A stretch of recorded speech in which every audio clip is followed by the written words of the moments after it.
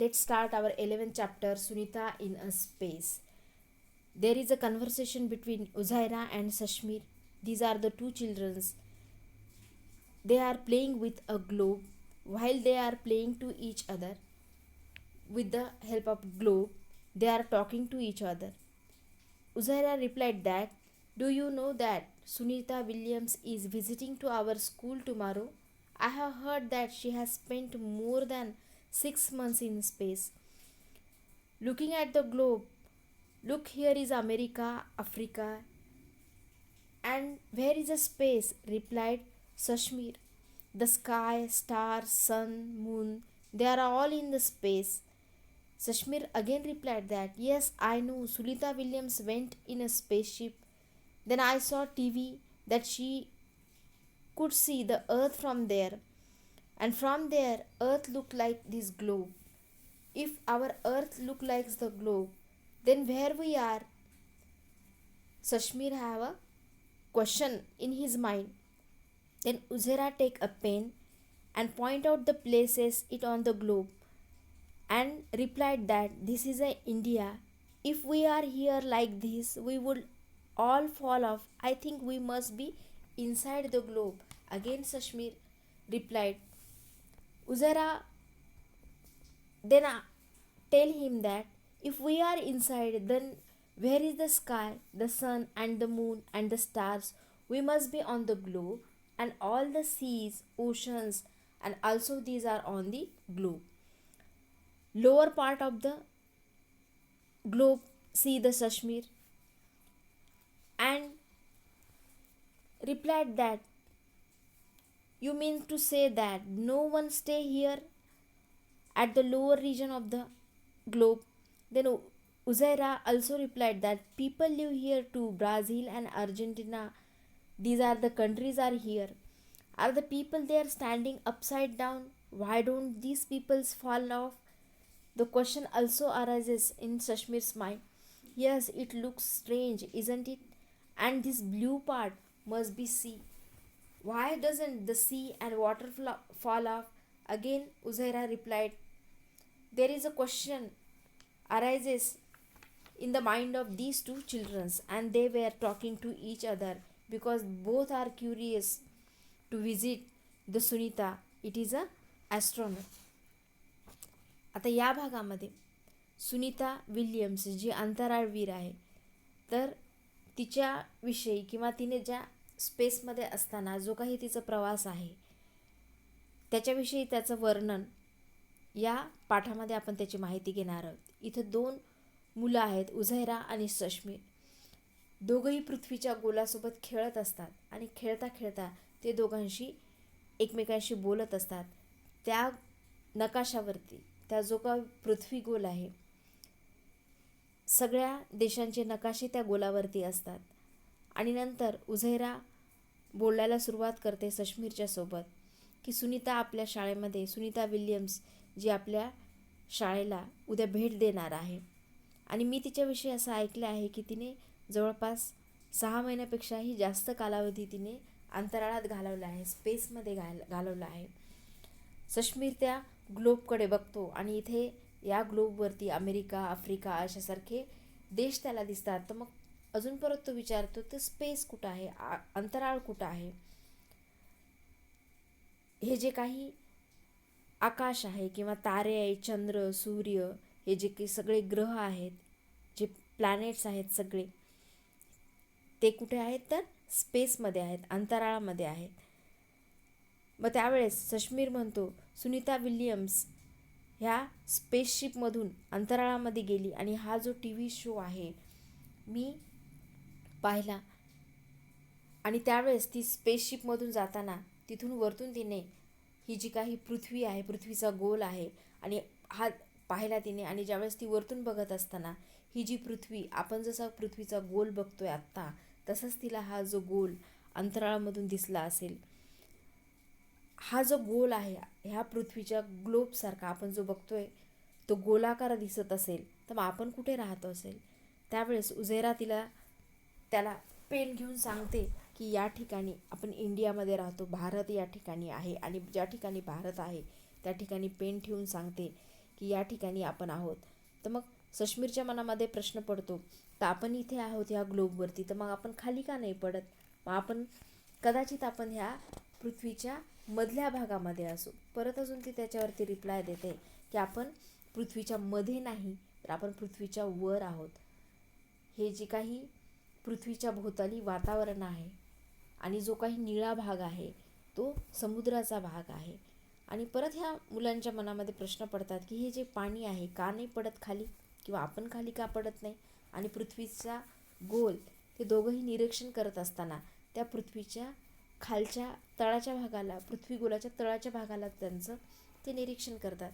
आणि नंतर मग सश्मीरच्या मनात अजून प्रश्न पडतो की या ठिकाणी जे खालच्या भागाला आहेत ते लोक असे उलटे राहत असतील का, किंवा उलटे उभे राहत असतील का, किंवा इथं कोणी राहत आहेच की नाही, असा जो प्रश्न त्यांच्या मनामध्ये पडतात. मग त्यावेळेस उझैरा त्याला सांगते की या ठिकाणी सुद्धा लोक राहतात. हे ब्राझील आणि अर्जेंटिनासारखे देश या ठिकाणी टोकावरती आहेत आणि असं उलटं कुणीही राहत नाही आणि कुणीही पडत नाही. किंवा जो ब्ल्यू पार्ट हा जो पाण्याने दर्शवलेला आहे तो सुद्धा खाली, ते समुद्राचं पाणी आहे, किंवा तो भाग हा समुद्राने दर्शवलेला आहे आणि ते सुद्धा खाली पडत नाही.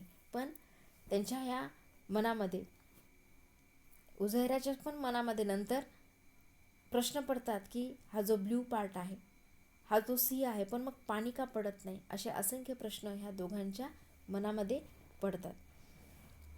The next, talking with Sunita. When Sunita Williams came to India, thousands of children like Uzaira and Sashmir got a chance to meet to her. Sunita says that her friend Kalpana Chawla wanted to come to India and meet the children. She came to India with fulfill Kalpana's dream. Sunita told them her experiences of living in a space. She told them that she could not sit at proper place. We keep floating in a spaceship from one end to another place. We doesn't stay at one place. It floats around as a blobs to wash our face, our hands. We had to catch these blobs and wet paper with them. We ate very differently there. There is a fun was there. All of us would float on into the dining area of a spaceship and catch the floating food packets. In a space, there was no need to use comb. My hairs always kept standing at all time. We are not able to walk. We had to get used to floating around. We had to learn to do some things very differently. We stay at one place. We had to strap ourselves there. Paper also stuck to the wall of the spaceship. It was a lot of fun living in the space, but it is also difficult. It is also very difficult to live in a space. मग नंतर Sunita Williams ज्यावेळेस भारतामध्ये आली, कित्येक जे मुलं आहेत जे उझैरा आणि सश्मीरसारखे, त्यांना सुनीता विल्यम्सला भेटण्याला चान्स मिळाला. आणि त्यावेळेस त्या भेटीमध्ये जेव्हा सुनीता विल्यम्स ही भारताच्या भेटीला आली होती, त्यावेळेस तिने सांगितलं की कल्पना चावला जी अंतराळवीर होती, भारतीय अंतराळवीर, जी कोलंबिया नावाचं जे स्पेस शटल होतं त्याला अपघात झाला आणि त्या अपघातामध्ये तिच्या सहकाऱ्यांच्या सोबत कल्पना चावलाचं निधन झालं. आणि कल्पना चावलाचं हे स्वप्न अपूर्ण राहिलं की तिलासुद्धा त्यावेळेस ही जी अंतराळ यात्रा पूर्ण करून तिलाही भारतामध्ये असणाऱ्या ज्या मुलांशी तिला संवाद साधायचा होता, किंवा त्यांच्याशी बोलायचं होतं, आणि आपले जे काही अनुभव आहेत अंतराळामधले हे अनुभव त्या मुलांशी शेअर करायचे होते. आणि कल्पना चावलाचं जे हे स्वप्न आहे हे पूर्ण करण्यासाठीच मी भारतामध्ये आले, मुलांशी बोलण्यासाठी, असं मत सुनीताने सांगितलं. आणि नंतर मग त्या मुलांशी बोलत असताना, स्पेसमध्ये असताना जे काही अनुभव आहे सुनीता तिच्या शब्दामध्ये त्या मुलांना व्यक्त करते आणि म्हणते की ज्यावेळेस स्पेसमध्ये त्या स्पेस शटलमधून आम्ही जेव्हा प्रवास करत होतो तर सगळे आम्ही तरंगत होतो त्या स्पेसमध्ये. एका ठिकाणाहून दुसऱ्या ठिकाणी आम्हाला चालता यायचं नाही किंवा बसतासुद्धा यायचं नाही, सगळे आम्ही त्या ठिकाणी तरंगत होतो. एका ठिकाणीसुद्धा आम्ही थांबू शकत नव्हतो. चेहरा धुवायचा असेल तर पाण्याचासुद्धा आम्ही वापर करू शकत नव्हतो, कारण पाण्याचा प्रत्येक थेंब हा छोट्या छोट्या थेंबामध्ये विखुरलेला सगळ्या आजूबाजूला दिसत होता. मग हे जे काही पाण्याचा जो गोळा आहे आम्हाला पकडावा लागायचा आणि नंतर त्या पेपरनी ओला करून आम्हाला ते तोंड धुवावं लागायचं. इथे आपण जसं पृथ्वीवरती जेवण करतो तसं सुद्धा स्पेसमध्ये जेवता यायचं नाही. खरंच खूप मजा यायची जेवत असताना, कारण जे काही आमचे खाद्यपदार्थ आहे ते तरंगायचे. आमचा जो काही जेवणाचा जो भाग होता स्पेसशिपमध्ये, अन्नाची जी पॅकेट असायची ती तरंगत राहायची आणि त्याच्या ठिकाणी ती तरंगणारी पॅकेट्स आहेत ती आम्हाला घेऊन पकडून ती खावी लागायची.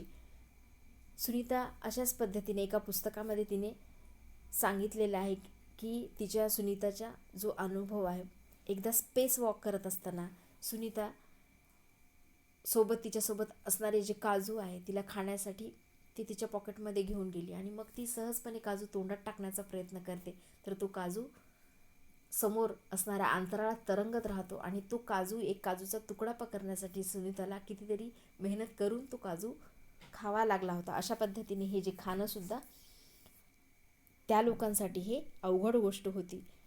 स्पेसमध्ये केस विंचरण्याची तर गरजच नव्हती किंवा ऑल टाईम जे काही केस हे सरळ रेषेतच उभे राहायचे किंवा स्टँडिंग पोझिशनमध्ये राहायचे. अशा प्रकारचे अनुभव सुनीता त्या मुलांना सांगते. ती अजून परत सांगते की आम्हाला चालता यायचं नाही. सगळ्या वस्तू आजूबाजूच्या तरंगत राहायच्या आणि ह्या वेगळ्या गोष्टी होत्या, तरी पण सुद्धा आम्ही ह्या शिकल्या होत्या. एखाद्या ठिकाणी जर राहायचं असेल तर आम्हाला स्वतःला बांधून घेऊन त्या ठिकाणी राहावं लागायचं. पेपरसुद्धा एका ठिकाणी राहत नव्हते, तर कुठेतरी वॉलला त्याला चिटकवून आम्हाला ते ठेवावे लागायचे. स्पेसमध्ये राहणं किंवा स्पेसमध्ये जे काम करताना खूप मज्जा यायची, पण ह्या सगळ्या गोष्टी खाणं पिणं राहणं वाचणं किंवा त्याच्यावरती तिथला अभ्यास करणं, तिथलं संशोधन करणं हे खरंच खरोखर खूप ह्या सगळ्या ज्या गोष्टी होत्या ह्या सगळ्या खरोखर गोष्टी ह्या अवघड होत्या. इतर पृथ्वीवर असताना ज्या गोष्टी आपण सहजपणे करू शकतो आणि त्याच गोष्टी अंतराळात गेल्यानंतर करताना ह्या गोष्टी कठीण होत्या.